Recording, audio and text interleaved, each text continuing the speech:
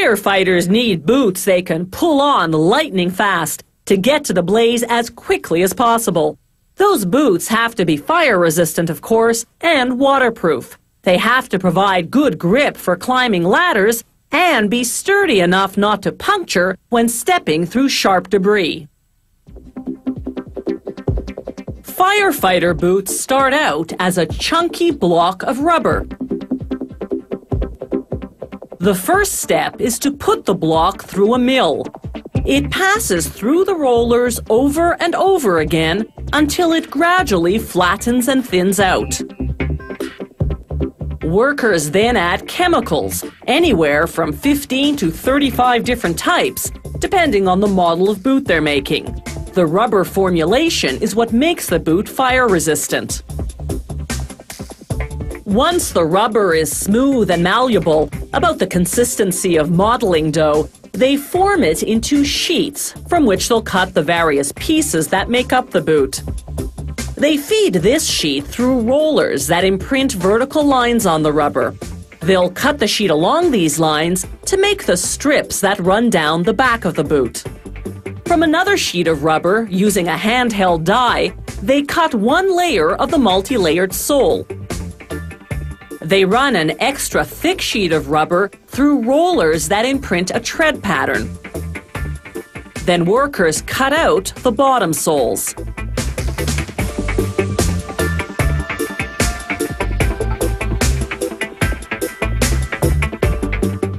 They mark the boot size on the bottom. Using yellow rubber, they cut out the boot's toe cap covers.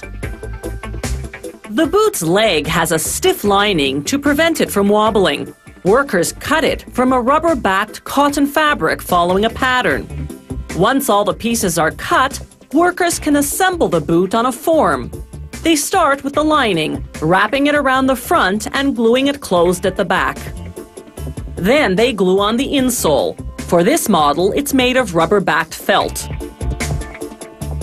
They secure the lining seam and seal it with one of those rubber strips we saw earlier.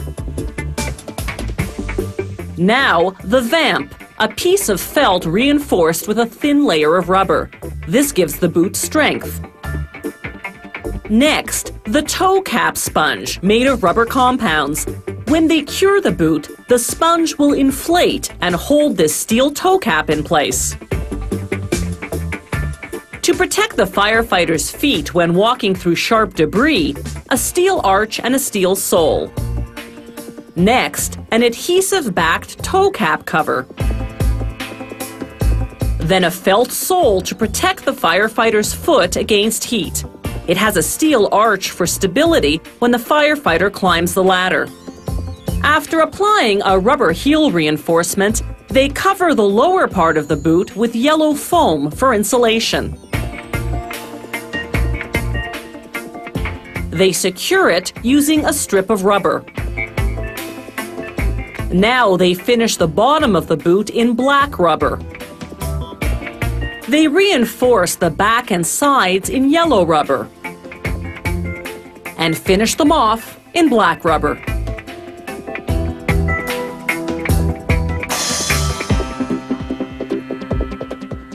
Next comes the yellow toe cap. Then a rubber pad to protect the front of the boot when it rubs against the rungs of the fire ladder. Now the bottom sole. They use a press to seal it in place. Rubber bonds to rubber under pressure. They apply a rubber trim around the bottom, using a small roller to press it in place. Workers then press all the seams to ensure they're well adhered. Then it's into a vacuum machine for about 4 seconds to create an airtight bond. Finally, the boots go into a giant oven that heats them to 140 degrees Celsius. An hour and 45 minutes later, the rubber is cured and hardened, and all the pieces have fused together. These boots are ready to take the heat.